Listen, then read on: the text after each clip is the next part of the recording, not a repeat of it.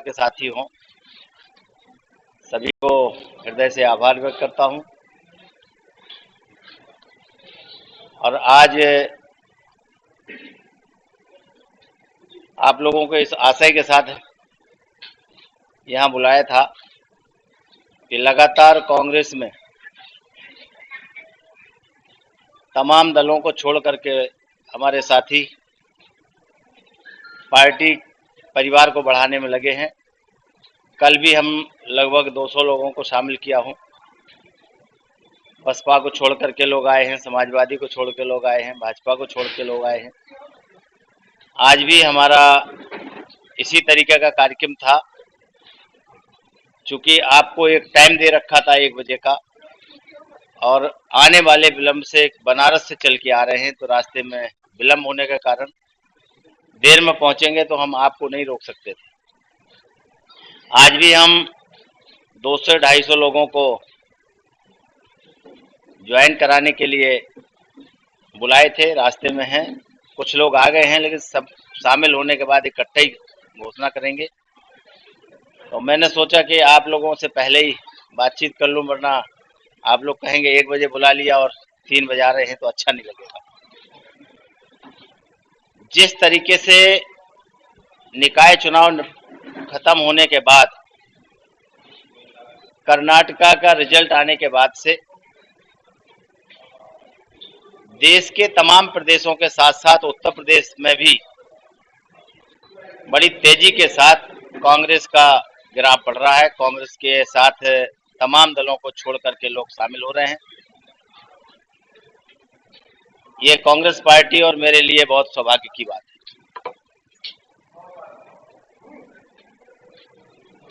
कल चंद्रबली चौधरी की देखरेख में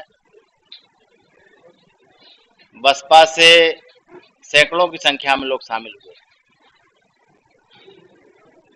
आज भी जो बनारस से टीम आ रही है, उसमें तीनों दलों के लोग हैं, और ये क्रम लगातार चलता रहेगा। लोग हमारे संपर्क में हैं। तमाम छोटी छोटी पार्टियों के लोग अपना दल सहित कांग्रेस में मर्ज करने की तैयारी बना चुके हैं। समय आते आप सबको इन तमाम शामिल होने वाले साथियों के कार्यक्रम में बुलाते रहेंगे, जिससे आपके माध्यम से हमारी बात पूरे प्रदेश और देश तक पहुंचती रहे। इसके अलावा आज वर्तमान में जो सरकार है, पता नहीं ये सरकार सोचती क्या है, करती क्या है, समझ से परे है। गर्मी का मौसम है, हर व्यक्ति को पीने के पानी की बड़ी आवश्यकता है।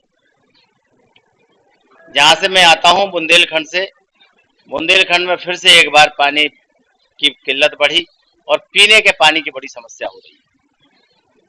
कल हमारे किसान विंग के प्रदेश के अध्यक्ष गांव में थे, और एक लंबी कतार लगी थी पानी के लिए, पीने के पानी के लिए। बच्चे, औरतें, लड़के, बूढ़े, जवान सब लाइन में लगे और पानी नहीं मिल रहा है। जबकि सरकार कहती है कि एक अमृत योजना के तहत उत्तर प्रदेश में हमने इतने लाख घरों को नल का जल दिया है। नल तो कहीं कहीं दिखाई दे रहे हैं। गांव में जब जाते हैं तो कहीं ना कहीं रोड को फाड़ करके, लाइन बिछा करके नल तो दिखाई दे रहे हैं, लेकिन जल टपकता हुआ एक भी नल नहीं दिख रहा है।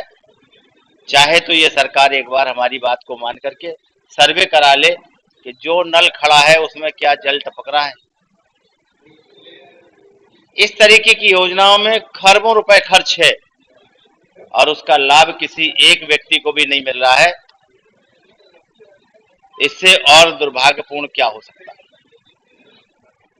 जहां तक क्राइम की बात है, उत्तर प्रदेश सरकार थकती नहीं है इस बात को कहते कहते कि उत्तर प्रदेश में हमने क्राइम को जीरो टॉलरेंट कर दिया है। भाई कहां से हो गया है? सरेआम लड़कियों के साथ अन्याय अत्याचार, उनको मारा जा रहा है।